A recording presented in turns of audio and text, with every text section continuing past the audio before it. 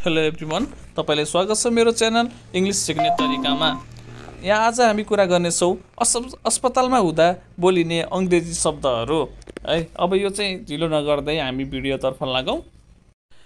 आफूलाई डाक्टर चाहिएको खण्डमा तपाईले प्रयोग गर्न सक्नुहुन्छ आई नीड अ डाक्टर। यो अंग्रेजीमा भन्नु पर्यो भने चाहिँ तपाईले आई नीड अ डाक्टर भन्न सक्नुहुन्छ। यदि यसको नेपालीमा अर्थ लगाउनु पर्यो भने चाहिँ मलाई डाक्टर चाहिन्छ।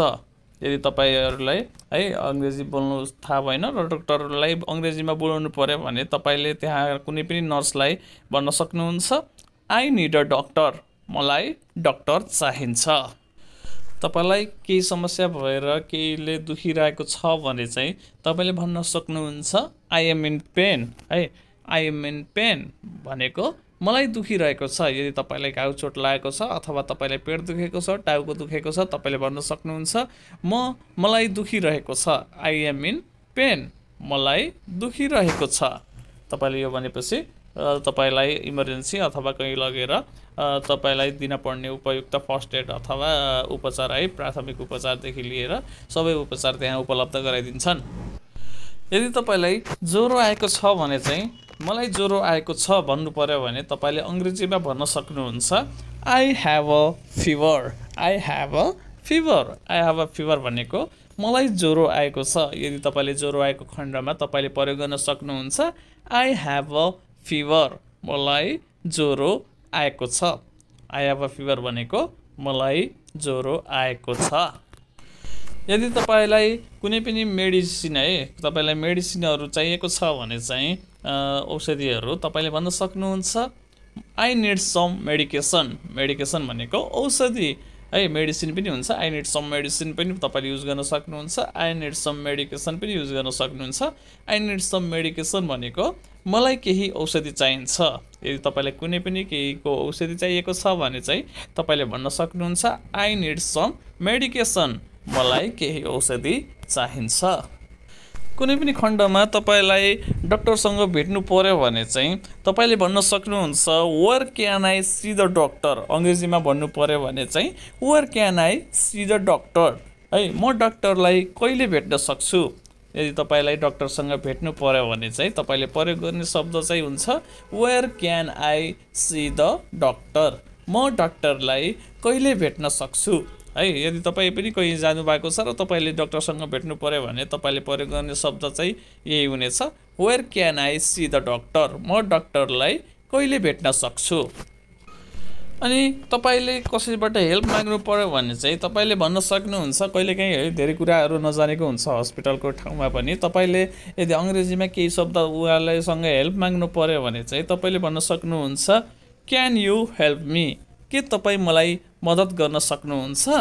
क्यान यु हेल्प मी, के तपाई मलाई मद्दत गर्न सक्नुहुन्छ। यदि सक्नुहुन्छ भने चाहिँ उहाँले मद्दत गर्नुहुन्छ।